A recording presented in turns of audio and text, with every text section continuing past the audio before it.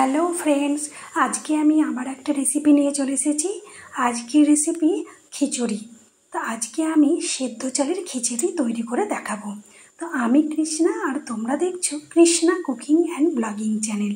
তো আমি এখানে একটা কড়াই নিয়ে নিয়েছি, আর কড়াইয়ে দিয়ে দিলাম হাফ গ্লাস সোনামুগের ডাল।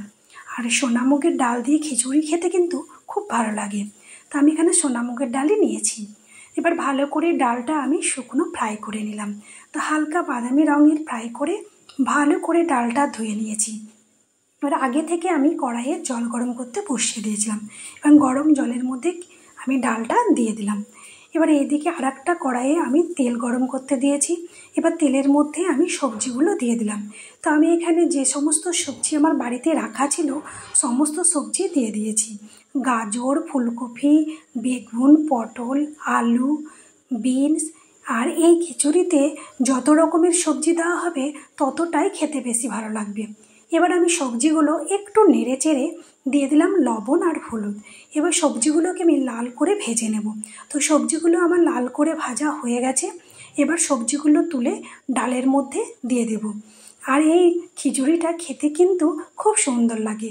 আর আমি একদম সাধারণভাবে খিচুড়িটা আজকে তৈরি করে দেখাবো। বেশি তেল মশলা রিচ সেরকম কিছুই করবো না, একদম সাধারণভাবে তৈরি বাসমতি রাইস। আমি এখানে চালটাও নিয়ে নিয়েছিলাম হাফ গ্লাস, ধুয়ে দিয়ে দিলাম। আর হাফ গ্লাস চালের মধ্যে আমি অল্প পরিমাণ বাসমতি চাল দিয়েছি। এবার আমি খেতে খুব ভালো লাগে, খাওয়ার সময় একটা সুন্দর সেন্ট আসবে। এবার চাল দিয়ে নেড়ে চেড়ে দিয়ে দিলাম লবণ, হলুদ, সমস্ত কিছু, কাঁচা লঙ্কা। এবার খিচুড়ির ডালটাকে আমি চাল আর ডালটাকে ভালো করে সেদ্ধ করে নেব। তো আমার প্রায় হয়ে এসেছে, আর কিছুক্ষণ করলেই হয়ে যাবে। তো বারবার নেড়ে দিতে হবে, নইলে খিচুড়ি তলায় বসে যেতে পারে। এবার এদিকে কড়াইয়ে নিয়ে নিয়েছি সরিষার তেল। এবার তেলে আমি বেগুনগুলো ভেজে নেব। খিচুড়ির সাথে হবে বেগুন ভাজা, আলু ভাজা আর পটল ভাজা নিচ্ছি। তো আলু পটলগুলো আর ভেজে দেখাচ্ছি না, বেগুনটাই ভেজে দেখাচ্ছি। তো বেগুনগুলোকে আমি চাকা চাকা করে কেটে নিয়েছি। লবণ, হলুদ, চিনি আর একটু লঙ্কা গুঁড়ো দিয়ে মাখিয়ে রেখে দিয়েছিলাম। এবার বেগুনগুলোকে আমি উল্টে পাল্টে লাল করে ভেজে নেব। আমার লাল করে বেগুনগুলো ভাজা হয়ে গেছে, এবার তুলে রেখে দিলাম। এবার খিচুড়িটা দেখবো এবার আর কতক্ষণ হবে। আমার খিচুড়িটা হয়ে এসেছে।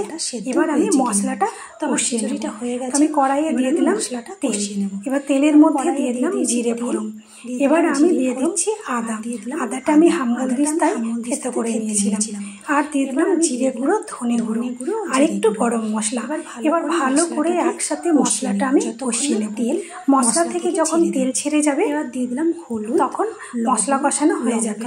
এবার দিয়ে দিলাম লবণ, হলুদ, একটু লঙ্কা গুঁড়ো আর দিয়ে দিলাম স্বাদ মতো চিনি। এবার ভালো করে মশলাটা আমি নেড়ে চেড়ে কষিয়ে নিয়েছি। তো মশলা থেকে দেখো আমার প্রায় তেল ছাড়তে শুরু করে দিয়েছি। মিষ্টির পরিমাণ আমার মশলা থেকে তেল ছেড়ে দিয়েছে। এবার মশলাটা উঠিয়ে আমি খিচুড়ির মধ্যে দিয়ে দেবো। তো আজকে আমি সেদ্ধ চালের খিচুড়ি করেছি। তো খিচুড়িটা খেতে কিন্তু খুব সুন্দর। আর যেহেতু ওর মধ্যে একটু বাসমতি চাল দিয়েছি, টেস্ট আরও বেড়ে গেছে ভালো। আর আজকে বৃষ্টি হচ্ছে, তো বৃষ্টির দিনে ভাবলাম একটু খিচুড়ি করা যাক, তার জন্য আজকে আমি খিচুড়ি তৈরি করলাম।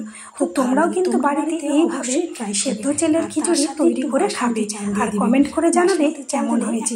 আর যদি এই রেসিপি ভালো লেগে থাকে অবশ্যই একটা লাইক করে দেবে। আর যারা এখনো আমার চ্যানেলটি সাবস্ক্রাইব করেনি চ্যানেলটিকে সাবস্ক্রাইব করবে। আর যারা ফেসবুক থেকে দেখছো পেজটাকে একটা ফলো করে দেবে। তো দেখো আমার খিচুড়ি তৈরি হয়ে গেছে। এবার তার সাথে খিচুড়ির সাথে আমি করেছি আলু ভাজা, একটু পোস্ত ছিটিয়ে আলুগুলো ভেজে নিয়েছিলাম, আর বেগুন ভাজা আর পটল ভাজা, চাটনি আর পাঁপড়টা করি। তো ভিডিওটা আজকের মতো এখানেই শেষ করলাম।